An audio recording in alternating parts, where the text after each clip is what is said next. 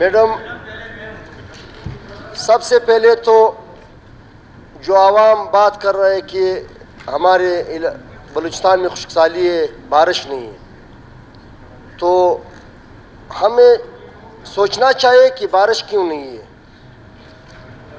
بارش تو اس لیے نہیں ہے کہ جتنے ہمارے جنگلات تھے وہ ختم ہوا۔ اگر جنگلات جدھر بھی نہ ہو ادھر بارش، آپ کو پتہ ہے ادھر بارش نہیں ہوتے ہیں۔ مسئلہ یہ ہے کہ ہمارے بلوچستان میں اربوں کے پیسے لگتے ہیں۔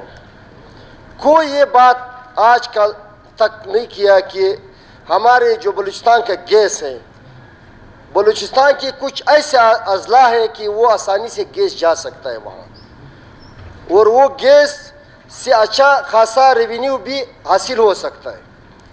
لیکن اگر وہ گیس چلا جائے تو ہمارے جو بقایا جنگلات ہیں وہ بچ جاتے ہیں۔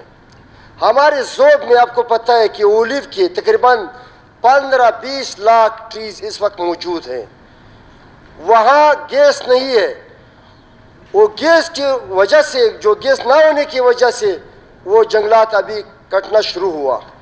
اگر یہ جنگلات بھی ختم ہو جائے، میں نے خان صاحب کو بولا بھی ہے کہ خان صاحب ہمارے بلوچستان میں صرف واحد یہ جنگلات ہے جو ہمارے یہاں جو زیارت میں ہے اور ذوب میں ہے، اگر یہ جنگلات بھی چلا جائے تو ہمارے جنگلات ختم ہو جاتا ہے، پھر بارشیں کہاں سے آئیں گے؟ خشک علاقوں میں تو آپ کو پتہ ہے، آج چاغی میں تو بارش کدھر ہوتا ہے؟ اس لیے بارش نہیں ہوتی ہے، وہاں جنگلات نہیں ہیں۔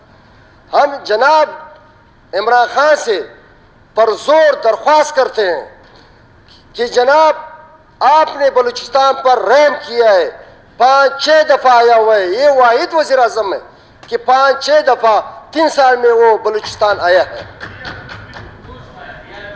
اور دیا ہے۔ اگر آپ لوگوں کی آنکھوں میں تو بھوک زیادہ ہے تو بھوک اللہ آپ کو بجھائے گا، آپ کا بھوک اللہ بجھائے گا۔ لیکن عمران خان نے 600 ارب کا اعلان کیا، الحمدللہ میرا خیال ہے کہ اس دفعہ انشاءاللہ نادرم بلوچستان کے لیے بھی عمران خان اعلان کرے گا، اور میں سخت پرزور اپیل کرتے ہیں کہ بلوچستان کو جدھر گیس آسانی سے جاتا ہے ان علاقوں کو عمران خان کو میں درخواست کرتا ہوں کہ ان کو گیس دیں۔ بڑی مہربانی میڈم، الہ آباد رکھیں۔ میڈم یہ بہت آپ سے اب میں بڑی ریکویسٹ کرتا ہوں کہ آپ مجھے صرف 3 منٹ دینا ہے، بات نہیں کرنا ہے، 3 منٹ آپ صبر کر سکتے، بس بڑی مہربانی آپ۔ اچھا میڈم، بہت عرصے سے میں عوام کے نالج میں کچھ لانا چاہتا ہوں کہ یعنی بلوچستان میں کیا ہو رہا ہے۔ بدبختی یہ ہے کہ ہم جب ادھر آ جاتے ایک اپوزیشن ہوتے، ایک حکومت ہوتے، یہ سامنے ہو جاتے، پھر ایک دوسرے کے پاؤں کاٹتے ہیں۔ یہ کوئی بلوچستان کے لیے نہیں سوچتے۔ مسئلہ یہ ہے، یہ عوام نے یہ بات غور سے سننا ہے، جو میں کر رہا ہوں یہ اہم بات ہے۔ اگر اہم نہ ہوتا تو پھر مجھے واٹس ایپ فیس بک میں بتایا کہ مٹا خان آپ نے غلط کام کیا ہے۔ کوئٹہ میں تقریباً 9 MP ہے، کوئٹہ میں کتنے پیسے لگتا ہے؟ 26 ارب روپے لگ رہا ہے۔ یہ کس کا ہے؟ یہ عوام کے پیسے ہیں۔ 26 ارب روپے لگ رہا ہے معاملے، تو پلیز آپ 26 ارب روپے کس کا ہے؟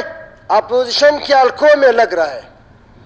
یہ 26 ارب روپے یہ کیوں، یہ لوگوں نے کیوں اپنے نہیں سمجھتا ہے؟ یہ کہے گا کہ یہ پیسے نہ لگ جائے تو حکومت ناکام ہو جائے گا، اس کا یہ مقصد ہے۔ عوام کے لیے کوئی نہیں سوچتا ہے کہ عوام تو تباہ و برباد ہوتا جا رہا ہے کہ کوئٹہ میں 26 ارب روپے لگ رہا ہے، اور یہ لوگ چلا جاتا ہے کورٹ میں کیس دائر کرتا ہے کہ یہ پیسے ناجائز ہے۔ یہ کس طرح ناجائز ہے؟ ہمارے ایک MP ہے جو سامنے بیٹھا ہوا ہے، 8 آپ ہیں، اور 26 ارب روپے آپ کے حلقوں میں لگ رہا ہے۔ آپ کے حلقے میں نہیں لگ رہا ہے، آپ تو اسی طرح بکتے رہے ہوگے۔